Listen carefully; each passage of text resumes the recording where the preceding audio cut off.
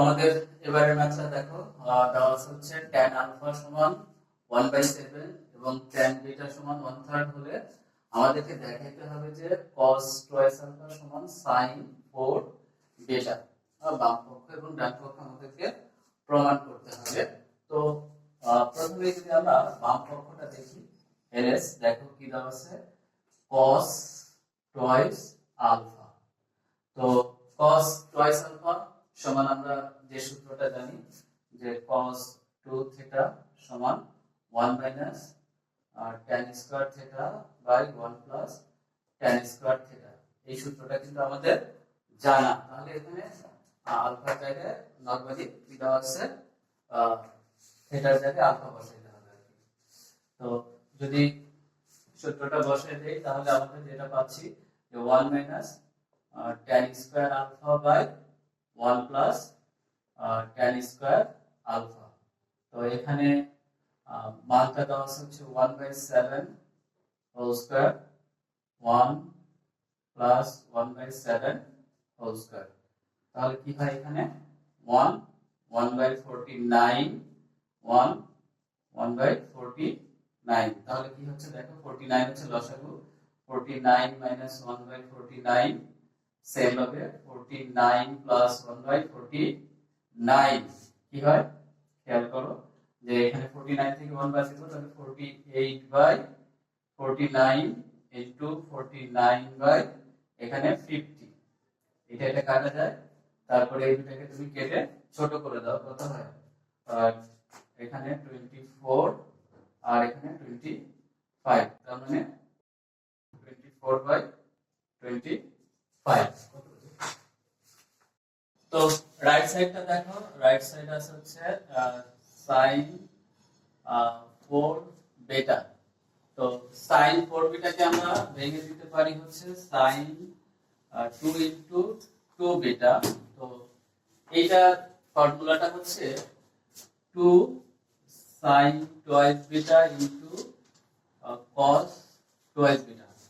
তো দেখো এখানে sin 2 বিটা এর সূত্রটা হচ্ছে 2 tan beta by 1 plus tan square beta into cos 2 beta এর সূত্র হচ্ছে 1 minus tan square beta by 1 plus tan square beta. তো এখন আমাদের তো মান দেওয়াই আছে 1/3।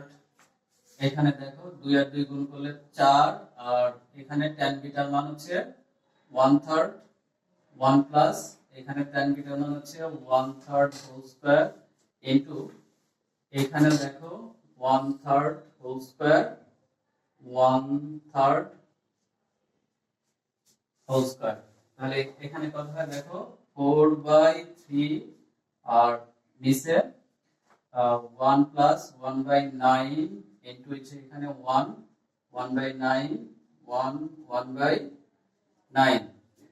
তো এখানে এখন কি হয় 4/3 9 আর 1 10 10/9। এখানে কত হয় 9 থেকে 1 বাদ দিলে 8, তার মানে 8/9 আর এখানে হচ্ছে 10/9। তাহলে এখন খেয়াল করো আমরা যদি এই ভাগগুলোকে গুণ করে দেই তার মানে 4/3 ইনটু 9 কত 10 9/10 ইনটু হচ্ছে এখানে দেখো আমাদের 8/9 ইনটু হচ্ছে এখানে আছে হচ্ছে 10/9 মানে হচ্ছে 9/10। তার মানে 9 9 কাটা যাবে এখানে, তারপরে এখানে দেখো কাটাকাটি হয়েছে 10 কত 4 9 36। আমরা কাটতে পারি হচ্ছে 2 দিয়ে যদি কাটি কেটে ছোট করি দেখো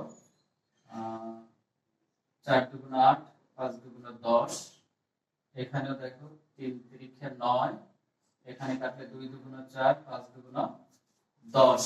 তাহলে এখানে কত হয় দেখো 3 4 12 12 2 24 আর নিচে 5 5 25, অর্থাৎ লেফট সাইড এবং রাইট সাইড আমাদের মিলে গেছে, এটাই ছিল আমাদের এই প্রমাণ করার বিষয়।